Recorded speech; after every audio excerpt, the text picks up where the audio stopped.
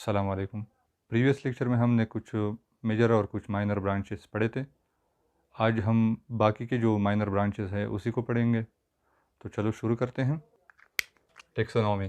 Taxonomy का जो word है ये ग्रीक वर्ड से डिराइव्ड है। टेक्सिस, टेक्सिस का मतलब है अरेंजमेंट और नोमोस का मतलब है नेमिंग। तो अब आते हैं इसकी डिफिनीशन की तरफ। The study of naming and classification of living organisms into groups and subgroups on the basis of similarities and differences is called taxonomy। अच्छा, टेक्सोनॉमी में हम क्या करते हैं? टेक्सोनॉमी में हम लिविंग ऑर्गेनिजम्स को नाम देते हैं और इसी लिविंग ऑर्गेनिजम्स की क्लासिफिकेशन करते हैं। क्लासिफिकेशन से क्या मतलब है? इसकी ग्रुपिंग करते हैं, यानी इसके ग्रुप बनाते हैं और सब ग्रुप बनाते हैं। ये ग्रुप और सब ग्रुप किस बेस पे बनाते हैं? सिमिलरिटीज़ और डिफरेंसेस के बेस पे। अच्छा, इस टेक्सोनॉमी के टर्म को हम यहाँ पे एक्सप्लेन करेंगे।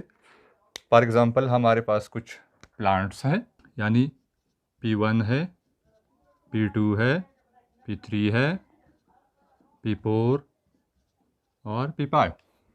These are plants. अच्छा, इसमें P1 जो प्लांट है ये फ्लावर प्रोड्यूस कर रहा है, P3 भी फ्लावर प्रोड्यूस कर रहा है और P5 जो है ये भी फ्लावर प्रोड्यूस कर रहा है। और P2 और P4 नॉन फ्लावरिंग है, यानी फ्लावर प्रोड्यूस नहीं कर रहा। तो अच्छा, यहाँ पे हम फ्लावरिंग प्लांट्स और नॉन फ्लावरिंग प्लांट्स। अच्छा, फ्लावरिंग में हमारे पास है P1, P3 है और P5 है। नॉन फ्लावरिंग में P2 है और P4 है। अच्छा, तो यहाँ पर हमारे पास प्लांट्स थे, उसकी हमने ग्रुपिंग की। जो फ्लावरिंग प्लांट्स थे उसको हमने अलग कर दिया नॉन फ्लावरिंग से, तो ये कहलाता है क्लासिफिकेशन। फ्लावरिंग प्लांट को हमने अलग कर दिया नॉन फ्लावरिंग से। ये दो हमने ग्रुप्स बना दिए, दो, एक फ्लावरिंग प्लांट्स का ग्रुप, एक नॉन फ्लावरिंग प्लांट्स का।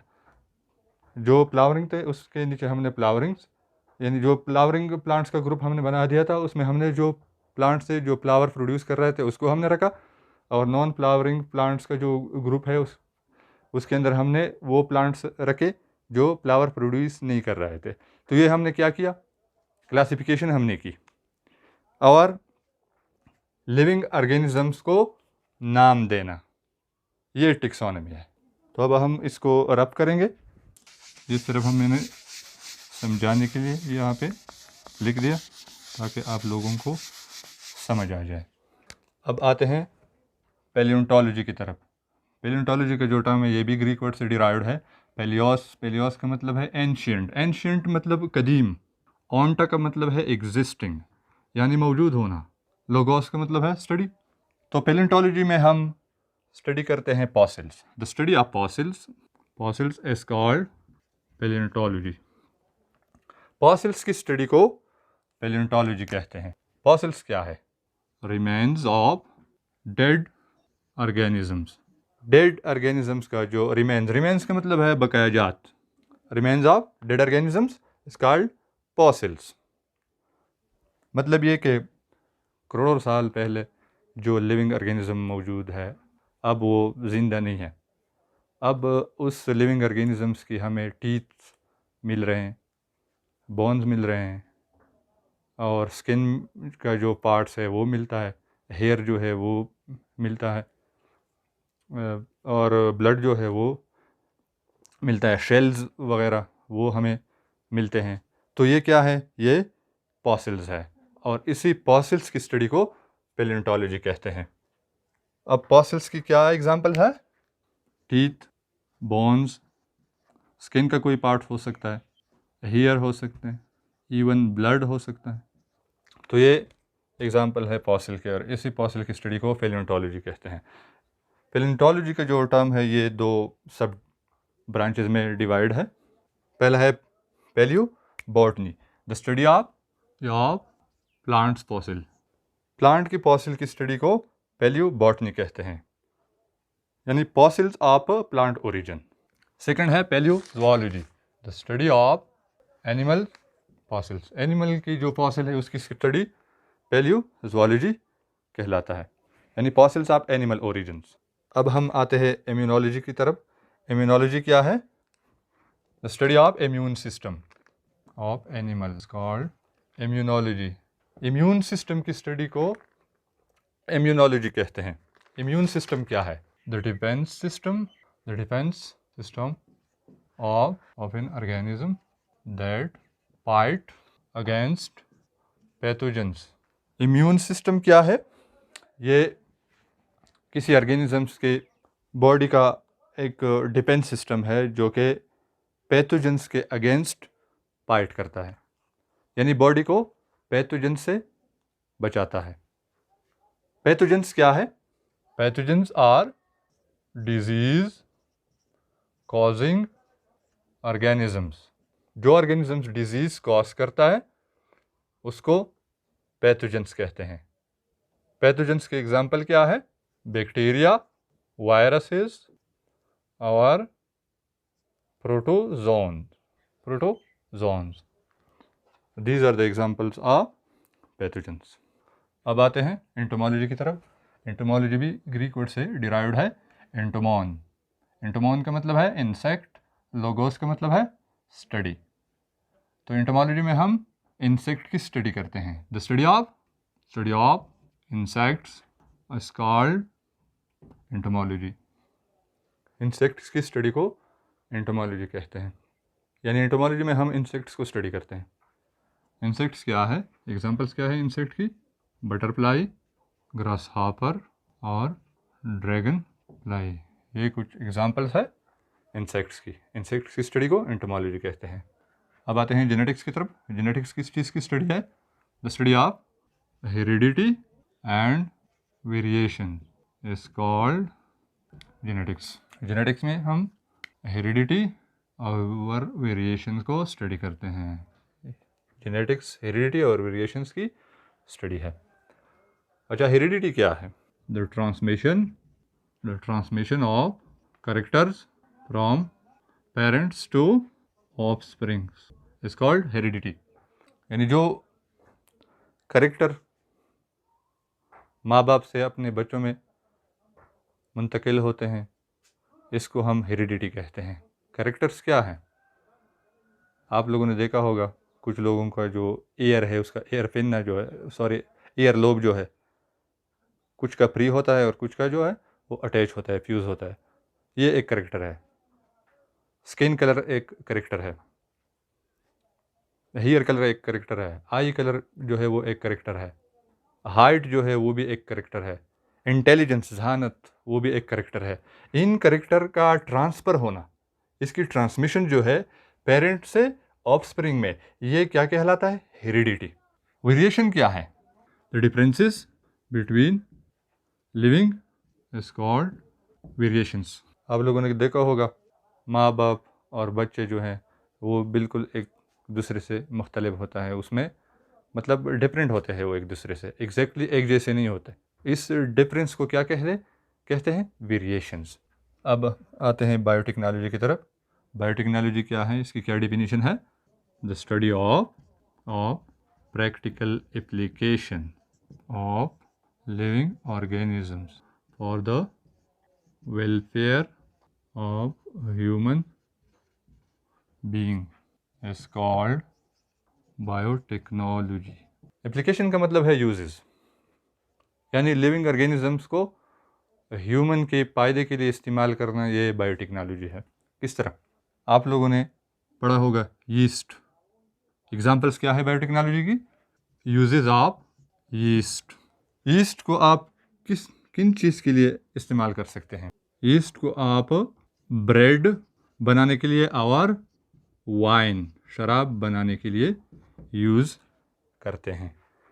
इस तरह और भी लिविंग ऑर्गेनिज्म है जिससे आप लोग ड्रग और एंटीबायोटिक्स तैयार कर सकते हैं, यानी synthesis of drugs and antibiotics, synthesis of vaccine.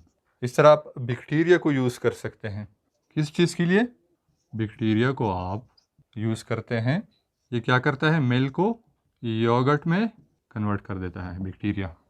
तो योगर्ट हम खाते हैं ना, तो हमने लिविंग ऑर्गेनिज्म को अपने फ़ायदे के लिए इस्तेमाल किया ना, तो ये क्या है, बायोटेक्नोलॉजी है। अच्छा, अब हम आते हैं इकोलॉजी की तरफ। इकोलॉजी का जो टर्म है ये भी ग्रीक वर्ड से डिराइव्ड है, ओइकोस। ओइकोस का मतलब है होम और लोगोस का मतलब है study, the study of relationship between organism and their environment. Ecology किस चीज़ की स्टडी है, ऑर्गेनिजम्स और इन्वायरमेंट के दरमियान जो रिलेशनशिप है उसकी स्टडी को इकोलॉजी कहते हैं। रिलेशनशिप का क्या मतलब है, ऑर्गेनिजम्स है उसका रिलेशनशिप है इन्वायरमेंट के साथ। ऑर्गेनिजम्स क्या है, ऑर्गेनिजम्स आपके पास प्लांट भी हो सकता है। तो यहाँ पे स्पेस नहीं है तो यहाँ पे हम इसको डिस्कस करेंगे, एक्सप्लेन करेंगे, फिर इसको हम रब करेंगे। प्लांट ऑर्गेनिज्म है, एनिमल जो है वो भी ऑर्गेनिज्म है, और माइक्रोब्स ये भी ऑर्गेनिज्म है। इन्वायरमेंट के दो कंपोनेंट है, एक बायोटिक है और दूसरा जो है वो एबायोटिक है। इन्वायरमेंट क्या है, जो हमारा सराउंडिंग है ये हमारा इन्वायरमेंट है। इन्वायरमेंट के कितने कंपोनेंट है, दो, बायोटिक कंपोनेंट और एबायोटिक कंपोनेंट। बायोटिक कंपोनेंट में क्या क्या आते हैं, यही सेम, प्लांट, एनिमल और माइक्रोब्स। बायोटिक कंपोनेंट यानी लिविंग कंपोनेंट। और एबायोटिक में क्या आता है, लाइट, टेम्परेचर, वाटर और सॉयल, एयर। ये क्या है, एबायोटिक कंपोनेंट है इन्वायरमेंट का। अब हम ये रिलेशन को समझने के लिए इतना सब कुछ लिख रहे हैं यहाँ पे। अगर आप लोग देखें तो लाइट जो है वो प्लांट के ऊपर पड़ती है, तो ये भी एक रिलेशनशिप है प्लांट और यानी बायोटिक कंपोनेंट का एबायोटिक कंपोनेंट के साथ एक रिलेशनशिप है। तो इसके नतीजे में क्या होगा, फोटोसिंथेसिस होगा। फोटोसिंथेसिस के प्रोसेस से प्लांट खुराक तैयार करेगा। अब इस प्लांट को कौन खाएगा, एनिमल। एनिमल और प्लांट जब मर जाएंगे दोनों, तो क्या आ जाएंगे उसको डिकम्पोज करने के लिए, माइक्रोब्स आएंगे। तो यहाँ पर भी एक रिलेशनशिप प्लांट और एनिमल यानी बायोटिक और बायोटिक के बीच में भी एक रिलेशनशिप बन गया। जब प्लांट और एनिमल मर जाते हैं तो फिर माइक्रोब्स आ जाते हैं। माइक्रोब्स प्लांट और एनिमल बॉडी को डिकम्पोज करके इसके बॉडी में जो न्यूट्रिएंट्स यानी मिनरल्स वगैरह होते हैं वो क्या होते हैं, रिलीज़ हो जाते हैं, सॉइल के साथ मिक्सअप हो जाते हैं। जब सॉइल से दोबारा वो प्लांट्स एब्जॉर्ब कर लेते हैं उस मिनरल्स को। तो यहाँ पर क्या होता है, एक रिलेशनशिप ये भी डेवलप हो जाता है बायोटिक और एबायोटिक कंपोनेंट के साथ। तो ये जो रिलेशनशिप है, इस रिलेशनशिप की स्टडी को इकोलॉजी कहते हैं। तो जब हम इसको रब करेंगे, अब हम आते हैं पैरासाइटोलॉजी की तरफ। पैरासाइटोलॉजी किस चीज़ की स्टडी है, the study of parasites is called parasitology. Parasites की स्टडी को पैरासाइटोलॉजी कहते हैं। पैरासाइटोलॉजी हम पैरासाइट को स्टडी करेंगे। अब पैरासाइट क्या है, N organisms get food from other living organism. वो ऑर्गेनिज्म जो दूसरे ऑर्गेनिज्म से खुराक हासिल करता है और उसे नुकसान देता है, वो पैरासाइट कहलाता है। होस्ट क्या है, an organism from which parasite gets their food. वो ऑर्गेनिज्म जिससे पैरासाइट खुराक हासिल करता है उसे होस्ट कहा जाता है। पैरासाइट हम यहाँ पे दो टाइप्स के पैरासाइट को डिस्कस करेंगे। एक है एक्टोपैरासाइट, दूसरा है एंडोपैरासाइट।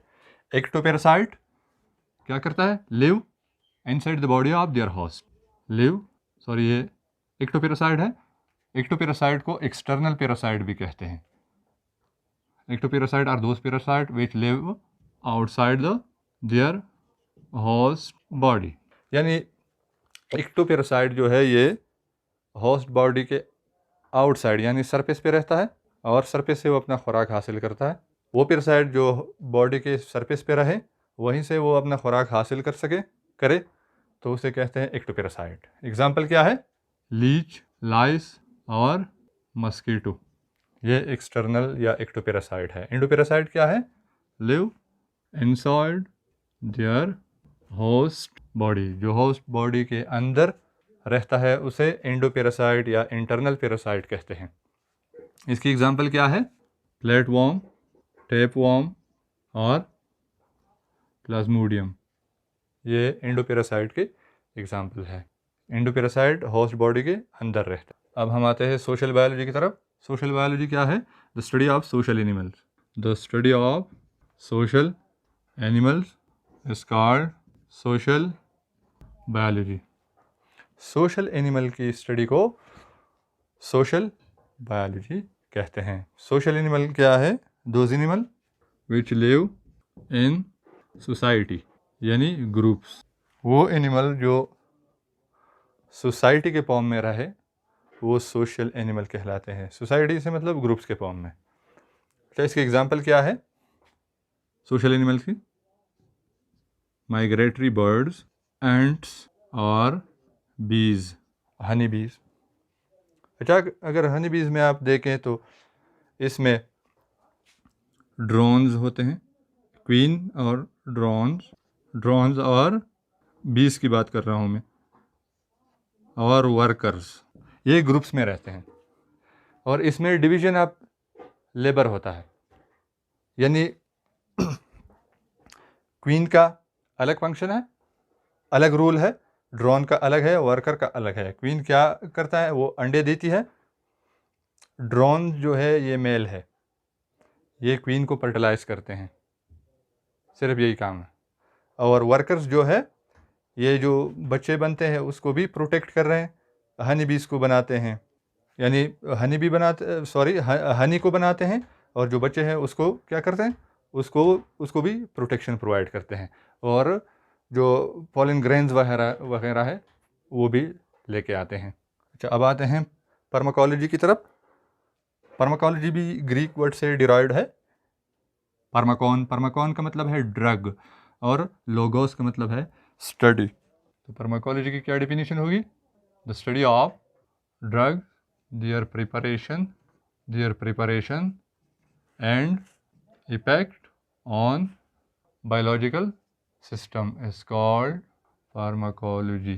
अच्छा, फार्माकोलॉजी में हम ड्रग्स की स्टडी करते हैं, इसकी प्रिपरेशन यानी ड्रग्स की प्रिपरेशन बनाना, ड्रग्स को बनाना, तैयार करना, और ड्रग की इफ़ेक्ट बायोलॉजिकल सिस्टम के ऊपर, बायोलॉजिकल सिस्टम के पर ड्रग की क्या इफ़ेक्ट है, ये हम फार्माकोलॉजी में स्टडी करते हैं। अच्छा, ड्रग क्या है? Those substances which modifies the normal function of body. वो सब्सटेंसेस जो नॉर्मल बॉडी फंक्शन को मॉडिफाई कर सके उसे ड्रग्स कहते हैं। ड्रग्स के दो टाइप्स हैं, pharmaceutical drugs, addictive drugs. Pharmaceutical drugs use होते हैं ट्रीटमेंट के लिए of disease, use for the treatment of disease की ट्रीटमेंट के लिए, इलाज के लिए यूज़ होते हैं। वो ड्रग्स को फार्मास्यूटिकल ड्रग्स कहते हैं। एग्जाम्पल्स क्या है? एस्पायरिन और पैरासीटामोल। ये दोनों क्या है? पेन किलर है, दर्द को कम करने के लिए यूज़ होते हैं। फार्मास्यूटिकल ड्रग यानी एस्पायरिन और पैरासीटामोल, ये क्या है? पेन किलर्स है। दर्द को क्या करता है? रिड्यूस कर रहा है, कम करता है। रिड्यूस पेन, दर्द को रिड्यूस करता है। अच्छा, एडिक्टिव ड्रग्स, ये कौन से ड्रग होते हैं? Use for the purpose other than treatment. Addictive drugs are use for the purpose other than treatment. Addictive drugs treatment के लिए नहीं, दूसरे मकासद के लिए यूज़ होते हैं। इसकी क्या एग्जांपल है? पेनोबार्बिटॉल और डायाज़ेपाम। ये दोनों क्या है? सेडेटिव्स है। सेडेटिव क्या करते हैं? इंड्यूस कर रहा है स्लीप को, स्लीप को इंड्यूस करता है। आप लोगों ने देखा होगा सोसाइटी के अंदर बहुत से ऐसे लोग हैं जो परेशान रहते हैं और उनको नींद भी नहीं आती, तो वो फिर ड्रग्स लेते हैं उस नींद को इंड्यूस करने के लिए, परेशानी को ख़त्म करने के लिए। उन ड्रग्स को एडिक्टिव ड्रग्स कहते हैं। उसके ऊपर बंदा जो है वो डिपेंडेंट हो जाता है, आदी बन जाता है उस, ठीक है, जो कि नुकसानदेह है। So thanks for watching the video. शुक्रिया।